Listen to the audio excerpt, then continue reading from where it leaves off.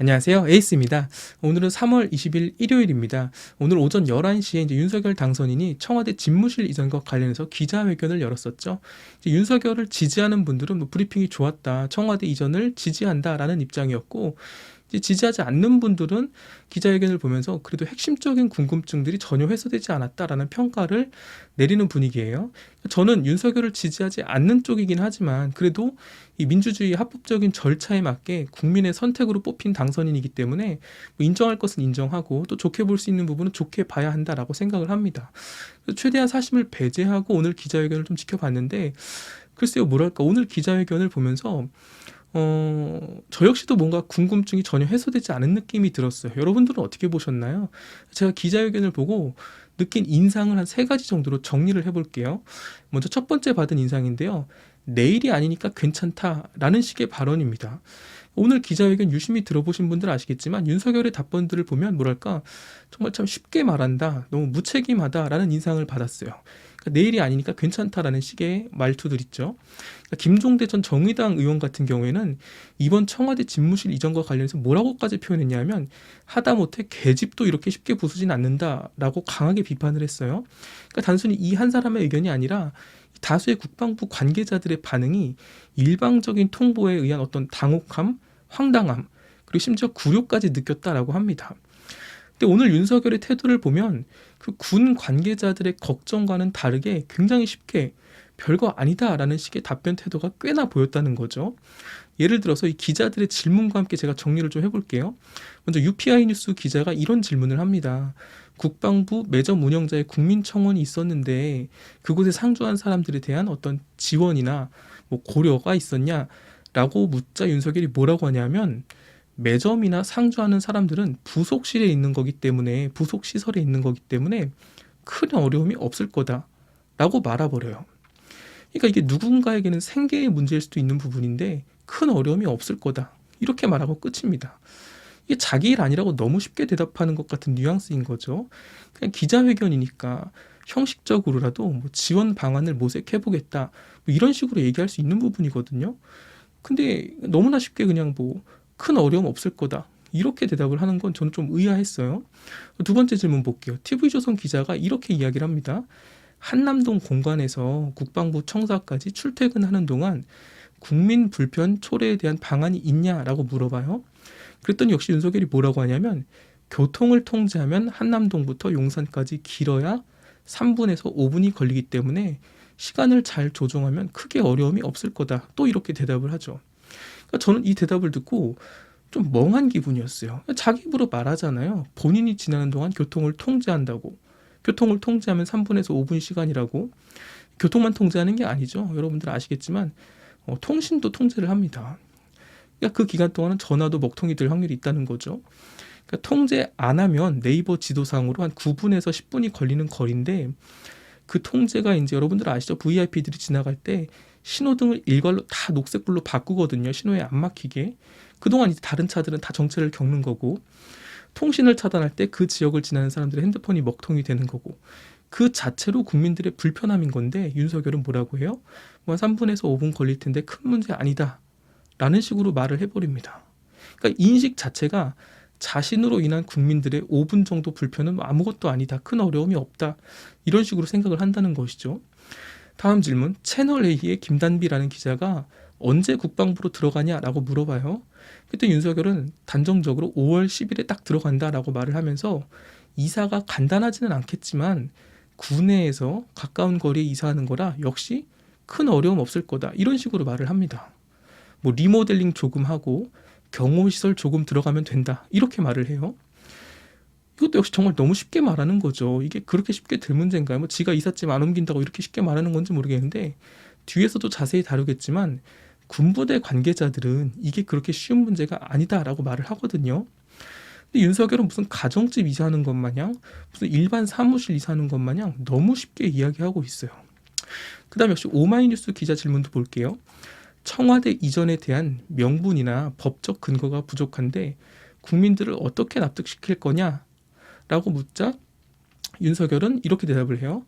오늘 제가 이렇게 말씀을 드리고 국민들이 궁금해하시는 부분들에 대해서 설명을 추가로 드리겠다, 계속 설명드리겠다, 라고 말을 합니다. 아니 자기가 나서서 뭐 말을 하면 국민들이 다 납득을 하나요? 어떻게 납득시킬 건가를 묻고 있는데 자기가 말하면 된다는 식으로 이야기를 해요. 이것도 참 웃기죠. 오늘 기자회견을 보면 기자들이 계속 질문을 하는데 다 별거 아니다 식으로 대답만 하잖아요.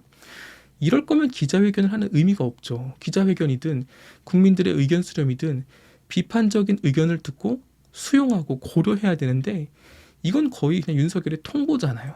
무슨 질문을 받든 그거 별거 아니야? 큰 어려움 없을 거야? 이렇게 대답을 하면 이거 사실 기자회견하는 의미가 없죠. 무슨 질문을 하든 별거 아니야 라고 하는데 생계에 대해서 물어도 별거 아니야. 이게 무슨 소통인가요?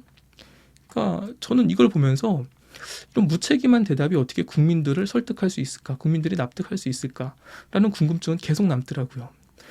근데 이거는 그래도 나아요. 이 무책임한 대답은 그래도 낫습니다. 두 번째 오늘 기자회견에서 윤석열이 보인 태도는 뭐냐면 거짓말입니다. 이건 좀 문제가 심각하죠. 비용에 대한 질문이 나오자 윤석열은 준비한 자료를 읽습니다. 국방부가 합참 건물로 이전하는 이사 비용이 118억이래요. 대통령 비서실 이전하고 리모델링, 경호를 포함해서 252억 원 정도가 든다라고 합니다. 그리고 경호처, 경호시설 이사가 한 99억 정도가 든다라고 하고 한남동 공관 리모델링이 한 25억 정도 들 거래요. 그래서 이걸 총 합치니까 한 496억 원 정도의 예산이 소요될 것이다. 이 예비비를 신청할 계획이다 라고 말을 해요.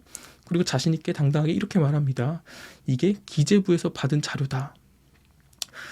그러면서 뒤에 이렇게 덧붙여요. 5천억이니 1조 원이니 하는 말들이 있는데 이거 다 근거 없는 이야기다. 윤석열의 시그니처 같은 화법 있죠. 토론회 때도 그럼 근거 없는 이야기 하지 마시고요 이러잖아요. 근거 없는 이야기다라고 말을 해요. 근데 이거는 민주당에서 말한 것도 물론 있지만 국방부에서 발표한 내용이 있어요. 최소 5천억 정도의 예산이 들 거다라고 말을 하죠. 물론 민주당에서는 더 과장해서 한 1조 원의 예산까지 이야기를 하는데 민주당의 이야기는 빼더라도 군사 전문가들의 입장은 대략 최소 수천억이 들 거라고 합니다. 한 정부 관계자 측도 못해도 최소 한 8천억 정도 예상을 하고 있다라고 말을 해요. 그러니까 윤석열이 말하는 500억과 이 전문가들이 말하는 5천억, 8천억 이 갭이 너무 크잖아요. 그러니까 윤석열의 말대로 한 예비비 한 490억만 딱 주고 이거 가지고 한번 해봐라 이러고 싶은 생각이 들기도 하는데 그건 그냥 생각만 드는 거니까 이 갭 차이가 너무 크다 보니까 둘 중에 한 명은 거짓말을 하는 거거든요. 이것도 한번 일단 지켜봐야 될 문제고 다음 아시아경제 기자가 이렇게 질문을 합니다. 용산 재개발 영향은 없냐 이렇게 질문을 해요. 굉장히 날카로운 질문이죠. 그러자 윤석열이 뭐라고 하냐면 원래 용산 지역은 국방부 군사시설이 있기 때문에 원래 개발에 제한을 받고 있었다. 청와대 이전으로 인한 추가적인 제한은 없다라고 말을 합니다. 이건 역시 군사 전문가들의 의견과는 다릅니다. 군사 전문가들은 뭐라고 하냐면 국방부로 인한 시설 제한과 청와대로 인한 주변 제한은 완전히 규정이 다르다라고 얘기를 해요. 그러니까 예를 들어서 주변 건물에 대한 높이 제한이 다르고 비행 가능, 그러니까 비행 금지 제한 구역이 다르다라는 것이죠. 그러니까 청와대 상공에는 비행기나 헬기는 물론이고 드론과 같은 작은 비행 물체도 일체 띄우지 못하게 되어 있거든요. 용산이 개발되는데 만약 거기에 대통령 집무실이 들어선다면 건물들의 고도 제한이, 층수 제한이죠. 그리고 헬기나 드론도 뜨지 못하는 제한 범위 안에 들어간다는 거예요. 근데 이게 더 큰 문제는 뭐냐면 위치상 용산은 그 청와대보다 훨씬 아래쪽에 있잖아요. 그러니까 그 범위에 용산부터 반경 몇 킬로라고 제한을 하다 보면 강남까지 이 제한 구역에 포함이 된다라는 것이죠. 근데 윤석열은 이런 언급은 전혀 하지 않은 채 청와대 이전으로 인한 추가 제한은 없다라고만 말하고 있어요. 이게 이 사람이 진짜 알고 떠드는 건지 모르겠는데 알고서 떠든 거라면 거짓말을 한 거고 모르고 떠드는 거면 그냥 무식한 거잖아요. 그러니까 현재 용산 주민들도 이 문제로 들썩거리고 있다라고 해요. 그러니까 당사자들은 굉장히 심각한 문제죠. 이제 재개발될 거라고 기대에 부풀어 있는데 미군 기지가 이제 다 반환되고 그곳에 공원도 생기고 재개발될 걸 꿈에 부풀어 있는데 거기 청와대가 들어와서 재개발이 다 막힌다면 주민들 입장에서는 황당한 거죠. 그러니까 용산구에서 윤석열의 득표율이 56.4%입니다. 굉장히 많은 득표를 했어요. 만약 청와대 이전 문제로 용산 재개발이 막히고 통제가 심해지고 오히려 주민들이 불편함을 겪게 된다면 거기서 이제 시위도 할 거고 집회도 할 거잖아요. 그럼 주민들은 어떻게 생각할까요? 이것도 지켜봐야겠죠. 윤석열은 또 이런 대답도 하거든요. 청사 이전과 관련해서 청와대 집무실이 국방부 청사로 가고 국방부가 합참청사로 연쇄 이동한다라고 해요. 그러면서 윤석열이 뭐라고 하냐면 현재 합참청사에는 빈 공간이 많기 때문에 국방부가 합참으로 이동해도 전혀 문제가 되지 않는다라고 말을 했어요. 그런데 이 또한 거짓으로 밝혀졌죠. 현재 합참청사에는 빈 공간이 없다라고 합니다. 그러니까 군 이 상황에 빠듯한 한 의원의 말에 의하면 오히려 합참청사 쪽은 공간이 부족해서 6, 7년 전에 200억 원의 돈을 들여서 추가로 JWSC 건물을 지었다라고 합니다. 그 새로 지은 건물에도 이미 수백 명의 사람들이 근무를 하고 있대요. 공간이 없으니까 추가로 건물을 지은 건데 윤석열이 또 거짓말을 한 거죠. 만약 정말 합참에 빈 공간이 없다면 청와대가 국방부로, 국방부가 합참으로 가고 합참은 또 어디론가 옮겨야 한다는 말이거든요. 그러니까 연쇄적으로 부대들, 부서들이 다 이동을 해야 한다는 겁니다. 이 국방부와 합참은 필요에 의해서 수년에 걸쳐 최적화된 시스템을 구축하고 있는데 이 윤석열의 이 결정 한 번 때문에 그런 시스템들이 다 흩어질 수 있다라는 것이죠. 인수위 측은 이런 흩어지는 예산은 전혀 고려하지 않고 500억 미만으로 가능하다라고 한 건데요. 그런데도 윤석열은 뭐 크게 어려운 일이 아니다. 예산이 그렇게 많이 들지 않는다라고 단정적으로 이야기를 하고 있습니다. 참 누구 말이 맞는지 결과가 참 궁금해지죠. 마지막 세 번째, 오늘 기자회견에서 윤석열이 보여준 인상은 대답 회피 그리고 횡설수설입니다. 전 이 부분이 참 인상이 깊었어요. 뭐라고 하는지 모르겠는 횡설수설이 많이 나왔거든요. 무책임한 대답도 나왔고요. 첫 번째, 아주경제 김슬기 기자가 그 민감한 문제, 무속에 대해서 질문을 합니다. 광화문은 언급했었는데 용산으로 너무 갑자기 바뀐 거 아니냐, 혹시 풍수지리, 무속 논란 때문에 그런 거 아니냐라고 질문을 하자 윤석열이 뭐라고 하냐면 민주당이 무속에 관심이 더 많다, 이런 식의 답변을 내놓습니다. 전 이 대답을 듣고 이 사람 지금 뭐 하는 건가 라는 생각이 들더라고요. 본인에 대해 무속 논란이 있다, 어떻게 생각하냐라고 질문을 하는데 무속은 민주당이 관심이 더 많다, 이렇게 대답을 해요. 아니 그냥 본인 얘기만 하면 되지 다른 사람 얘기는 왜 하나 모르겠어요. 이 전형적인 유치한 수준의 논리거든요. 어린 애기들한테 야 너 왜 그랬어 라고 꾸중을 하면 애들이 뭐라 그래요? 제가 먼저 그랬어요 이러잖아요. 근데 윤석열의 논리가 딱 이거예요. 당신 왜 무속에 관심이 있지 않습니까? 라고 하니까 제가 더 무속에 관심이 많아요, 이런 식의 답변을 내놓는다는 거죠. 그리고 이 대답 과정에서 이제 청와대 이전에 용산도 원래 계획에 포함되어 있었다면서 친절하게 조감도에다 대고 지하 벙커 위치를 다 알려줍니다. 어디에 벙커가 있고 이게 어떤 통로로 연결돼 있고 NSC가 뭐 가능하다는 등 이걸 친절히 다 알려줘요. 저는 보면서 이거 이렇게 알려줘도 되는 건가요? 기밀사항 아닌가라는 생각이 들더라고요. 그러니까 최민희 전 의원 같은 경우도 이런 기밀을 다 말해도 되냐라고 이제 SNS에 지적을 하기도 했었죠. 경향신문 기자는 이런 질문을 해요. 코로나 피해 회복이나 민생 사안도 많은데 집무실 이전이 당선인의 1호 공약처럼 추진되고 있는 비판이 있다. 어떻게 생각하냐? 이렇게 질문을 하자 윤석열이 이렇게 대답을 합니다. 코로나나 민생은 인수위에서 하고 있고 이건 그것과 별개로 진행을 하고 있다. 그러면서 이거 역시 굉장히 시급한 문제다라고 말을 해요. 청와대 이전을 맡은 팀이 있고 민생을 맡은 팀이 있기 때문에 뭐가 우선이냐 뭐가 뒤냐 이렇게 보기에는 좀 어렵다라고 대답을 합니다. 그러니까 제가 지금 줄여서 말한 건데 저는 이 대답을 듣는데 멍하더라고요. 무슨 말을 저렇게 장황하게 하나. 윤석열의 화법이 이런 식이거든요. 예전에 3프로TV에 나와서 이제 그 한 1시간 넘게 인터뷰할 때도 느낀 건데 장황하게 늘어놓으면서 질문에 초점을 흐립니다. 그러니까 결론적으로 윤석열이 하고 싶은 말은 민생 안전이나 코로나 대책만큼 이 청와대 이전도 급하다, 이 말을 하고 싶은 거거든요. 근데 뭔가 막 말을 장황하게 늘어놓고서는 자기 변호를 한다는 것이죠. 그렇게 기자회견의 후반부로 갈수록 기자들의 질문은 예리해지고 날카로워지면서 윤석열의 대답은 점점 더 흐리멍텅해집니다. 서울경제신문의 이승배 기자님이 이렇게 질문을 해요. 국방부도 청와대 못지않게 고립된 구조라는 지적이 있다. 청와대를 벗어난다는 상징적인 의미보다 실질적인 국민과의 교류가 중요할 텐데 어떤 방식으로 국민과 소통하겠냐. 그리고 또 국방부 이전으로 통신망이나 전산망 와해 우려가 있는데 군사기능 공백에 대한 어떤 해결책이 있냐라고 날카롭게 물어봅니다. 그러자 윤석열이 뭐라고 하냐면 군부대가 이전한다고 국방에 공백이 생긴다는 것은 납득하기 어렵다. 그 안에 다 근무하고 경험이 있는 분들이 다 계시기 때문에 바로 옆으로 이사 가는 건데 국방에 공백이 생기지 않는다. 그러니까 군사시설을 이동한다고 해서 뭐 국방과 안보에 뭐 공백이 생기면 군사시설은 뭐 이사도 못 가냐는 거냐, 그렇게 볼 일이 아니다, 이런 식으로 선을 그어요. 아니 그러니까 지금 국방부 관계자들이 국방의 공백을 우려하잖아요. 오늘 기사도 나왔잖아요. 전 합참의장 출신들, 그러니까 장성들 11명이 공백의 우려를 이야기하고 있잖아요.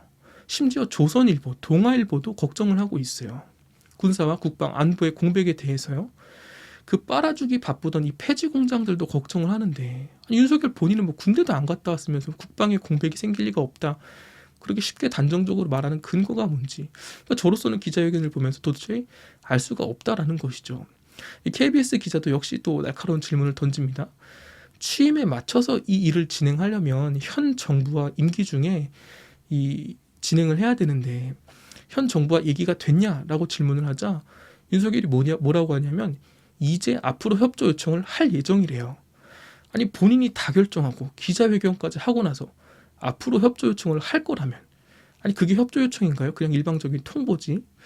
이걸 보면서도 참 이게 뭔가라는 생각이 들더라고요. 이게 무슨 협치인가. 그리고 마지막으로 하나만 더 볼게요. SBS 기자인데요. 참 날카로운 질문을 합니다. 미국도 백악관과 펜타곤이 분리가 되어 있다. 국가 안보를 좌우하는 중요한 장소가 한데 모여 있으면 안보에 심각한 약점을 제공하는 건데 이거 어떻게 할 거냐, 이런 식으로 질문을 하자 윤석열이 대답이 가관입니다. 이건 여러분들 한번 이 대답을 보셔야 돼요. 이거 제가 보면서도 참 어떻게 저렇게 말을 못할까라는 생각이 들더라고요. 제가 그대로 한번 읽어드릴게요. 윤석열이 이렇게 대답을 합니다.